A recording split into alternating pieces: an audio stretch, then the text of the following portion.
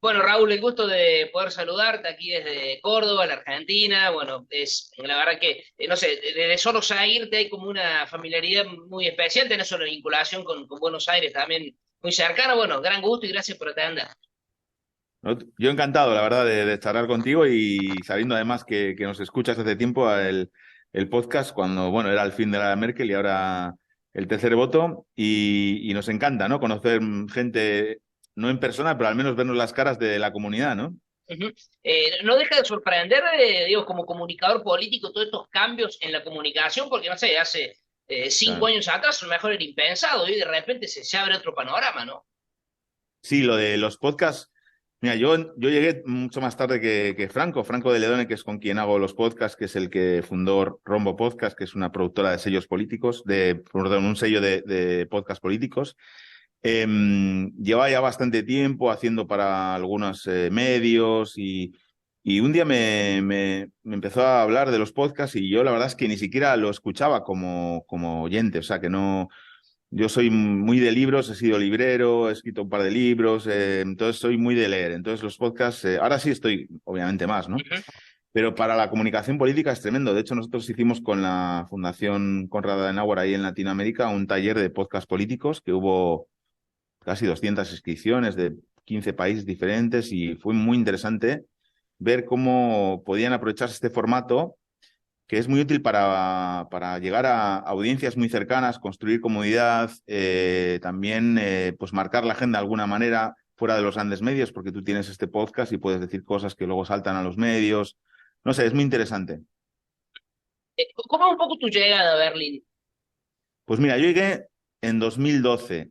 Lo que pasa es que luego estuve un tiempo en Madrid, ¿vale? No llevo tantos años aquí, pero te cuento. Yo llegué en 2012, yo había trabajado siempre en la política desde muy joven, o sea, me fue mal en los estudios porque desde los 17 años me afilié a un partido, al Partido Socialista en España, que es, digamos, el centro izquierda español, partido que siempre o que mayoritariamente ha gobernado desde la transición española junto con el PP, ¿no?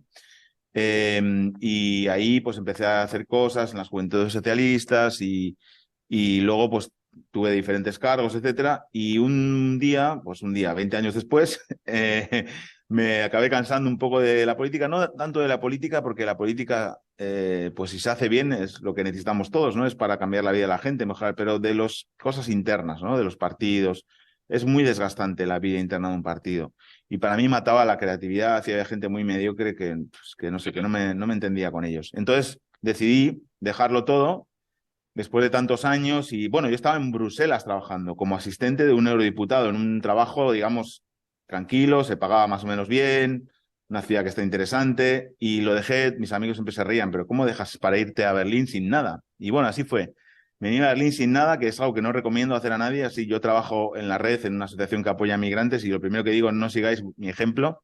No sabía casi nada de alemán, muy poco, y fue duro, porque es verdad que yo traía pues unos ahorros y tal, pero bueno, cuando se te van acabando es duro, ¿no? Y ahí empecé a trabajar de cualquier cosa y al final pues me metí en el mundillo de la comunidad hispanohablante española en Berlín, empecé a trabajar en una librería de español que se llamaba La Rayuela, como el libro de Cortázar, eso es, y ahí me escribieron de la red Berlín, donde trabajo ahora, y fue mi primer trabajo, digamos, serio, ¿no? Con más bien pagado, no precario, y claro, pues pasaron bastante tiempo, un año y pico desde que llegué para eso, ¿no? O sea que para quien llega y a veces es muy complicado, y estoy hablando de una persona que no necesita visado para venir a Alemania, ¿no? Porque los ciudadanos europeos podemos vivir y trabajar en cualquier país de la Unión Europea, ¿no?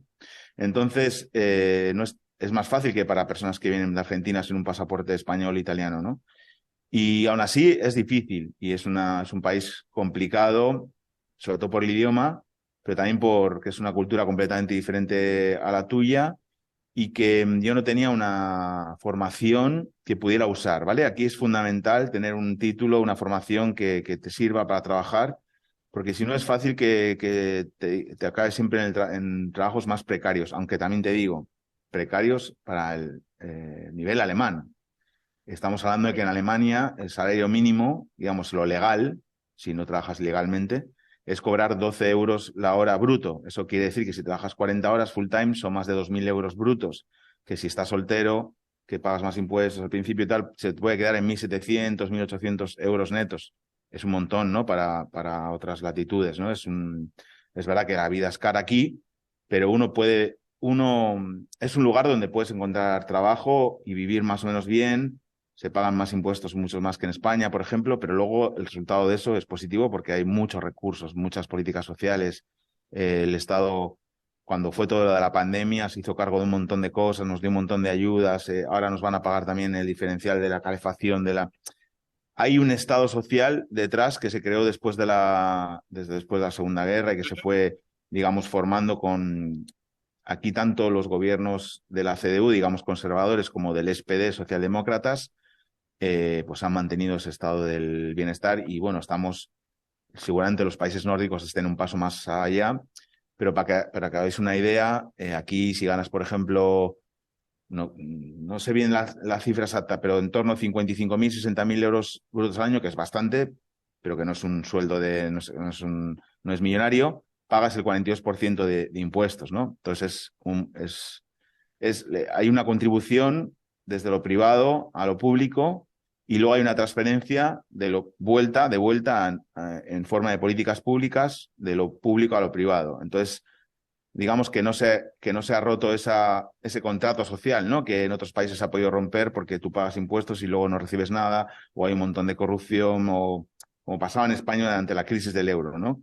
Que lo que se rompió fue la confianza en que la política te podía resolver tus problemas, ¿no? Ujú.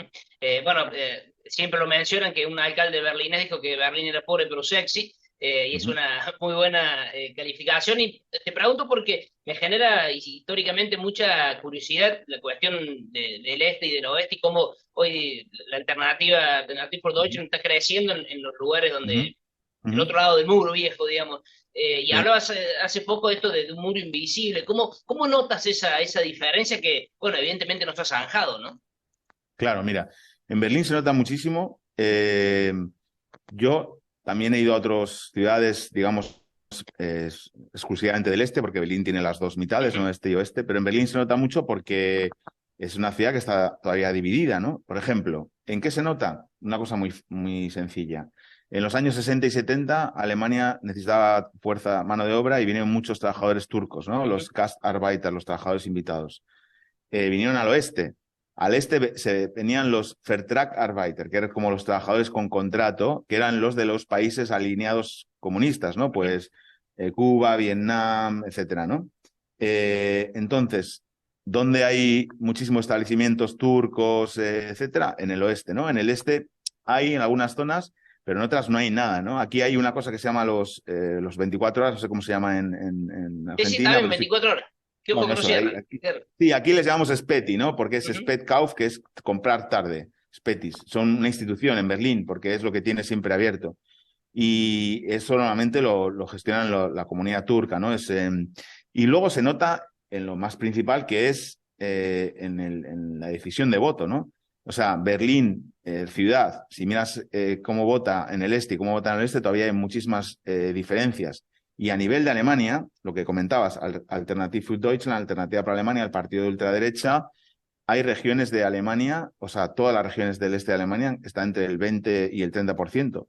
O sea, en Sachsen, que es aquí abajo, que es ujú. Dresden y Leipzig, ciudades que igual os pueden sonar, están en el 30%, primera fuerza. Si hubiera elecciones hoy en Sachsen, ganaría la ultraderecha. Ya ganaron en esa región en las elecciones al Bundestag. Ganaron eso, en esa, ¿no? Ujú. ¿Y en qué se nota? Pues mira, sigue habiendo esas diferencias. En el este se cobra menos y las pensiones son menores, obvio, porque has cotizado menos. No hay en las élites alemanas mucha gente del este. O sea, los ciudadanos del este se consideran ciudadanos de segunda. Ujú. Esto lo hemos contado muchas veces en el podcast. Y ese sentimiento es muy complicado de resolver, porque, digamos, de cambiar, porque es un sentimiento propio, ¿no? Que viene de tantos años, ¿no? Y de sentirse así. Y claro, antes era Die Linke, que es el partido de izquierda, la izquierda, que era el heredero del partido único de la RDA, de la Alemania comunista, quien, digamos, vehiculaba ese malestar, ¿no? Del este por ellos piensan absorción, ¿no? No unificación, sino Claro, absorción en términos económicos, sí, obviamente sí, fue, sí. ¿no? Se Sí, malvendieron más una por anexión que otra cosa. eso. Entonces ahí era de Linke, pero es curioso porque AfD, que surge como un partido anti-Unión Europea, el Partido de los Profesores, lo llamaron, luego se va radicalizando hacia posiciones racistas, xenófobas, y es sobre todo con la crisis humanitaria por la llegada de 1 millón de refugiados de Siria, Afganistán, más de 1 millón en realidad, cuando pues se vuelve completamente, quiero decir, su discurso son manifestantes xenófobos, cercanos a la extrema derecha, digamos, a partidos partidos de ideología nazi en Ujú. Alemania que tenían muy poca representación, ¿no? Estamos hablando de un partido que a día de hoy tiene el 15% en las encuestas, AfD, ¿no? Y que en algunos pueblos del este tiene el 40 o el 45, que es decir, que tú vas por la calle y eres un extranjero, en nuestro caso igual no se nota tanto, pero si tienes la piel más oscura, pues de cada 10 personas que te cruzas, 4 personas quieren que no estés ahí, ¿no? Entonces, no es un lugar muy amable para vivir, digamos, algunas zonas del este, ¿no? Y yo tengo amigos que viven en algunos lugares del este que me dicen que hay por barrios donde no pueden ir, ¿no? O sea, que no es una cosa, hay violencia, o sea, es decir, no es una cosa que está se queda en una declaración. Y además la violencia política de la extrema derecha siempre viene precedida de las palabras violentas, ¿no? De Ujú. señalar al otro, ¿no? Ayer me contaba un chico que es alucinante esta historia, en la red, por mi trabajo, pues tenemos eventos en la oficina y vino un chico desde Cottbus, un chico de Colombia. Y Cottbus está a 1 hora 40 de Berlín y se vino Sí. bueno, un fenómeno, se vino Los hasta la red. futboleros nos acordamos del Energy Cottbus, el equipo. Ah, pues mira, pues, Sí. pues hay una universidad muy famosa, técnica, que van muchos estudiantes extranjeros y han sufrido un montón de ataques racistas. El último, ¿sabes? Tienen unos casilleros los alumnos para Ujú. donde dejan sus... Y entraron un grupo de ideología nazi y arrancó todos los nombres que eran de origen musulmán bueno, que no... Y es terrible porque es de los años 30. Es Sí, terrible, ¿no? O sea, sí. te lleva... y es alucinante. Has tenido que salir a la universidad, hacer unas declaraciones. Entonces, el otro día, y esto está ligado con todo, ¿no? Hablábamos en el podcast, Alemania necesita atraer talento, Claro. ¿no? Profesionales.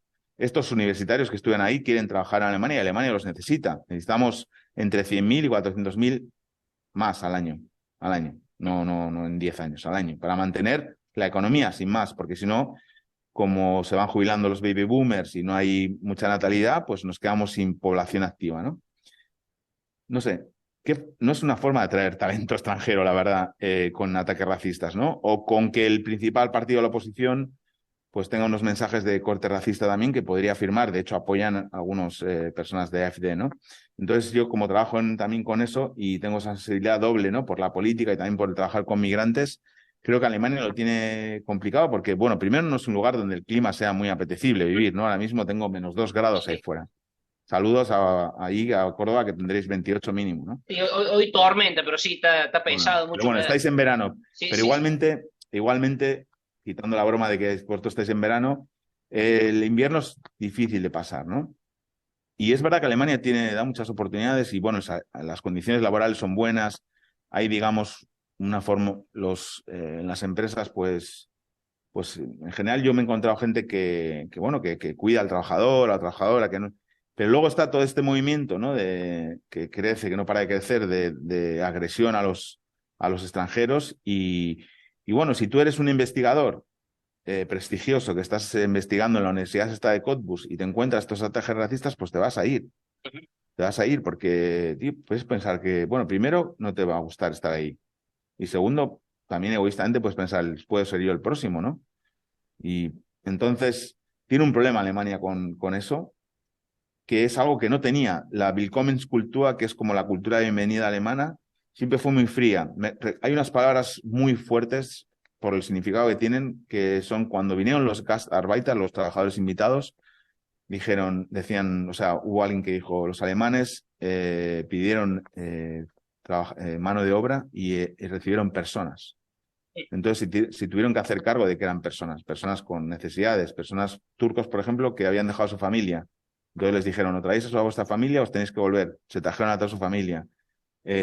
Y falta esa cultura de atracción de talento y luego si, bueno, para la gente que nos esté escuchando, que nos vaya a escuchar en Argentina, pues si uno no tiene un pasaporte europeo, no es fácil, porque los visados tardan, los requisitos son complicados. Si has estudiado, por ejemplo, una profesión reglada en Alemania, es decir, por ejemplo, ingeniero, arquitecto, arquitecta, profesora, etcétera, tienes que reconocer el título, homologar el título aquí.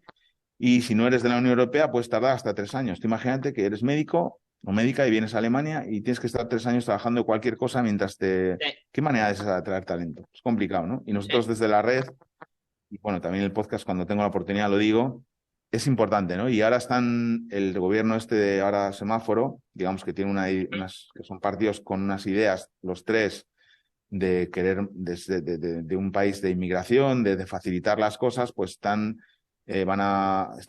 trabajando en una reforma de la nacionalidad para cortar los plazos. Ahora mismo necesitas 8 años estar aquí para tener nacionalidad alemana y para que sean 5. Por ejemplo, yo la podría pedir. Yo entre la primera etapa y la segunda llevo ya creo 7 años. Por ejemplo, ahora hay elecciones en Berlín que se repiten porque hubo irregularidades y yo no puedo votar claro, a las elecciones. Yo pago impuestos aquí, bastantes, pero no puedo votar. Puedo votar solo al distrito, a la común, como sería la claro. comunal, Sí, ¿no? sí, el Comunal, municipio aquí. el municipio, eso es.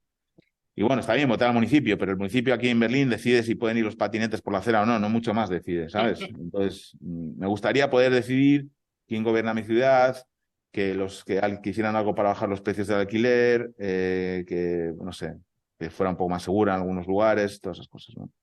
Hoy es 27 de enero y bueno, se conmemora el Día Internacional, bueno, contra el Holocausto y las víctimas. Y en una ciudad, Ujú, bueno, quienes hemos estado en Berlín sabemos la potencia que tiene ese tema y cómo ellos exponen su vergüenza, digamos.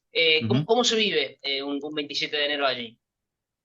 Pues mira, a mí como español, claro, vosotros los argentinos sí que habéis hecho esa labor, ¿no? Nosotros los españoles no la hemos hecho nunca, porque nosotros nunca juzgamos a los responsables de nuestra dictadura, ¿no? Y por eso me parece que Alemania en eso es ejemplar porque obviamente pasear por Berlín es pasear por la historia. Ujú, Hay, no sé, 200.000 monumentos que evocan esos momentos. En la escuela están todo el tiempo hablando de ellos, o sea, los niños y las niñas aprenden, ¿no? Para no repetir, ¿no? Nunca más, ¿no? Aquí después de la guerra, unos años después, se creó una, un proyecto que es la Politische Bildung, que es la formación política, pero no como la entendemos nosotros, sino como una institución que es la central a nivel federal de formación política que destina financiación y proyectos para que la gente, digamos, entienda o aprenda o tenga herramientas para convivir unos con otros, ¿sabes? Que podamos convivir también y que sepamos discutir de manera razonable, etcétera, ¿no? Y es verdad que es tremendo, o sea, yo no dejo de emocionarme cuando voy a porque sigo yendo, porque me quedan muchos de ver y cuando vienen visitas, pues vamos, ¿no? Y es tremendo. Hemos visto muchas películas y todo eso, pero verlo aquí, por ejemplo, el monumento al Holocausto que hay al lado de la Puerta de Brandenburgo, que son ujú. esas losas, Sí, sí. eh, es tremendo, ¿no? Imaginarte. Y luego a mí me dejan muy, muy tocado las historias personales, ¿no? De la gente. Estamos hablando de la mayor matanza, o sea, de la historia del siglo XX, o sea, algo que fue una absoluta barbaridad pero empezó así, señalando a un grupo, ¿no? Ujú, Entonces, no sé, a mí me da mucho miedo, ¿no? Cuando esas cosas se señalan a grupos, etcétera, ¿no? Empezó poniendo en las tiendas de los judíos que eran judíos, señalándolos, empezó quemando libros, y cuando uno pasa por esos lugares de Berlín, no puede evitar pensar en cosas que pasan ahora, ¿no? Obviamente no ujú, estamos hablando de lo mismo, pero estamos hablando de cosas que son problemáticas, ¿no? Y que debemos combatir.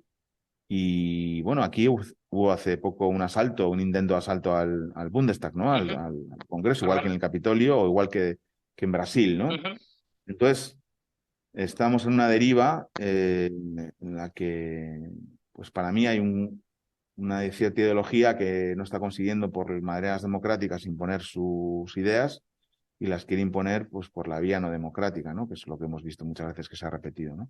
ujú.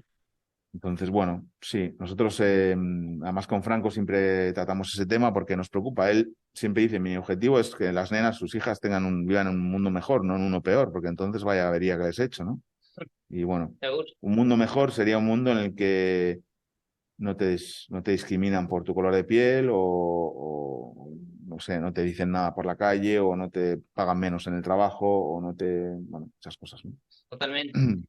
Raúl, lo último, y un poco remitiéndonos a lo que pasa con Rusia, con Ucrania, bueno, los Ujú, tanques que fueron recientemente, va, ayer o anteayer, aprobadas ujú. el envío. ¿Cómo vive la gente de a pie el conflicto? Porque, bueno, pasó el tema del gas y demás, pero ¿qué dicen, digamos, los vecinos de lo que pasa al margen de lo político? Bueno, pues mira, yo en eso estoy muy orgulloso de los alemanes, la verdad, y de los berlineses especialmente, porque los he visto y los veo. Cuando estalló o sea, cuando empezó la invasión de Rusia a Ucrania, yo recuerdo además al día siguiente en mi trabajo, porque nosotros trabajamos con migrantes, refugiados y tenemos también muchos compañeros rusos, ucranianos, ¿no? En la red y en Minor. Nos llegó un correo de uno de nuestros jefes diciendo que iba a montar un grupo de trabajo para ver qué podíamos hacer, ¿no? Aquí todo el mundo se puso manos a la obra. Se empezó a ver también locales de gente, de vecinos, asociaciones recopilando ropa, víveres, enseres, cualquier cosa. A nivel de solidaridad fue increíble. En las estaciones de tren, de autobús, llegaban voluntarios. Al 2 días estaba lleno de camas que ofrecía la gente para que se quedaran. Hay mucho aprendizaje y mucha logística de la época de la acogida de los sirios, mucha, porque Ujú. estamos hablando de más de 1 millón de personas a nivel público y a nivel privado. Hay mucha gente voluntaria que dejaba sus casas, que dejaba sus habitaciones. Es una cosa muy local lo de Alemania, la verdad. En esa parte hay que decir que por culpa de algunos, una minoría, pues a veces, pero de verdad era emocionante ir por la calle. Y luego es emocionante también que los alemanes, que en general son pues muy de mirar también el tema del dinero, de no sé qué, pues nunca, siempre en todas las veces que les han preguntado, les han dicho apoyar a Ucrania o volver a comprar gas ruso y que cueste menos. Y siempre apoyar a Ucrania ganaba, ¿no? Ha habido algún momento que ha aflojado un poco, porque es normal después de tanto tiempo, pero bueno, mucho peor es para los ucranianos, ¿no? Que están ahí sufriendo. Y luego, claro, han venido muchísima gente, conocer gente, digamos, yo ahora, donde vivo, al lado hay un hotel donde viven un montón de familias ucranianas y pues bueno, lo estás viendo a día a día, ¿no? Y creo que la inflación, obviamente, que estamos sufriendo en Europa, todos los países. Hoy tuiteaba, yo acabo de tuitear un cartel del SPD Sí. de Friedrichshain que era poner freno al precio del doner, que el doner es Ujú. la comida esta turca, el kebab, Sí, ¿no? Que que va. es algo muy típico de Berlín. De hecho, se inventó aquí el ponerla en el pan. Es turco, pero se inventó aquí por un turco. Y el doner es mucho más que el currywurst, mucho más importante en Berlín, ¿no? Y entonces el doner está costando ahora 7 euros. Cuando llegue a Berlín costaba 1,5, ¿no? O hace un año costaba 3,5. Y ese cartel simboliza el precio de la vida, ¿no? Porque el doner era eso que comías a las 7 de la tarde y ya cenabas por 3 euros, ¿no? Y era barato, ¿no? Y te pillabas una cerveza en los 24 horas, ¿no? Y esa era tu cena. Entonces eso ha cambiado. Pero a pesar de eso, el apoyo a Ucrania no baja. Lo que hay es mucho miedo, ahora con los tanques, por ejemplo, Ujú. de que Putin responda de manera todavía más brutal y nos metamos en un lío aún mayor, ¿no? Porque obviamente aquí hay una generación que ha vivido cosas muy terribles y la siguiente generación la ha oído de esa primera y yo al principio ahora ya estoy, pues es que uno te se va acostumbrando, hay que vivir, ¿no? Pero al Ujú. principio sí notaba el miedo, ¿eh? Y yo en mí mismo y en la gente, ¿no? Es decir, joder, mis amigos me decían que vivo en España, oye, vente para acá, ¿no? Porque estás ahí a 1.000 kilómetros, ¿no? De la frontera, ¿no? Pero yo veo un compromiso de los alemanes con los ucranianos por encima de la cartera, ¿no? Que es algo a destacar, ¿no? Totalmente. Querido Raúl, te mando un abrazo gigante, para mí un gusto enorme, un placer. Gracias por tu tiempo y bueno, será hasta la próxima y como siempre encantado de escucharlos y bueno, de conocernos al menos de manera virtual. Me encantó, Javier, charlar contigo. Además, son temas muy interesantes y he disfrutado mucho la charla. Espero que les guste a tu audiencia también.